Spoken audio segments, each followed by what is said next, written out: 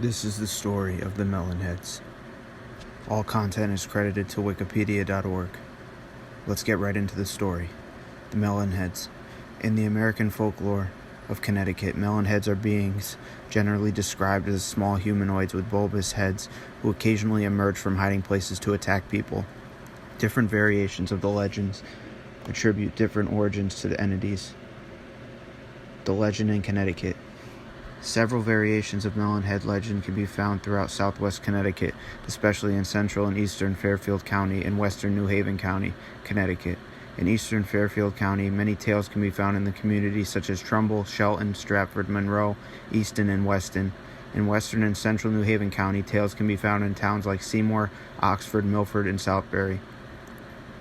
There are several primary Connecticut variations. According to one variation of the myth, Fairfield County was the location of an asylum for the criminally insane that burned down in the fall of 1960, resulting in the death of all the staff and most of the patients, with 10 to 20 inmates unaccounted for, supposedly having survived and escaped to the woods.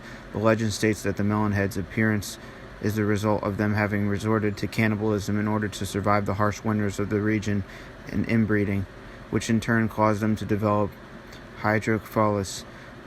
Some retellings of this version substitute the asylum or prison with places like business or campgrounds, and the inmates' patients with employees, staff, or campgoers.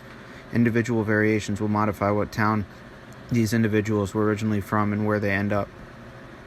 According to the second variation, the Melonheads are descendants of a colonial-era family from Shelton and Trumbull who were banished after accusations of witchcraft were made against them, causing them to retreat into the woods. As with the first variation of this legend, the variation attributes the appearance of the Melonheads to inbreeding. Melonheads allegedly prey upon humans who wander into their territory. Like the first version, individuals' retellings will modify what town the family was originally from and where they end up. Dracula Drive. A number of Connecticut-based legends of the Melonheads have one characteristic in common: the inclusion of a secluded, rustic, or single lane, usually a dirt road running through the Melonheads' wooded territory. Many towns in Fairfield County and New Haven County have rural and forested sections, and it is not uncommon for these forests to have rural roads running through them.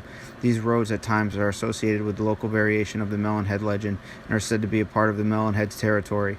In a number of towns such as Shelton, Trumbull, and Monroe, several legends place the Melonheads' territory around a mysterious and mythical street commonly referred to as Dracula Drive. None of the towns that have Melonhead legends have roads designated as Dracula Drive. Depending on what version and legend is told, one of several existing streets are mistaken or referred to coincidentally coincide with Dracula Drive mentioned in the Melonhead stories. For instance, some legends place the Melonheads' territory in or around Sawmill City Road in Shelton as Dracula Drive. Some other roads mistakenly referred to as Dracula Drive include Edmonds Road in Oxford, Velvet Street in Trumbull and Monroe, Zion Hill in Milford, Connecticut, the roads around Lake Mohegan in Fairfield, etc. Connecticut legends, inspirations, and origins. Characteristics of the legend evolve, and parts of various versions of the legend affect other parts/versions of the legend. For example, some legends claim that the Melonheads would bite or consume whoever entered their territory. Also, the Melonheads' territory commonly involves a secluded, rustic, or dirt road running through it. This is one instance where elements of the legend interact over time and why some actual streets are mistakenly referred to as Dracula Drive by some locals.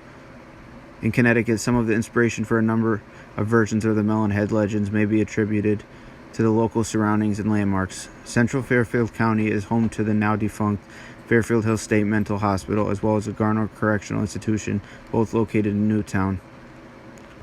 Also, this area of Fairfield County has been historically a rural area filled with farms and forests. The proximity of several criminal and psychiatric institutions in location to rural areas of the county may have contributed elements to the legend of the Melonheads.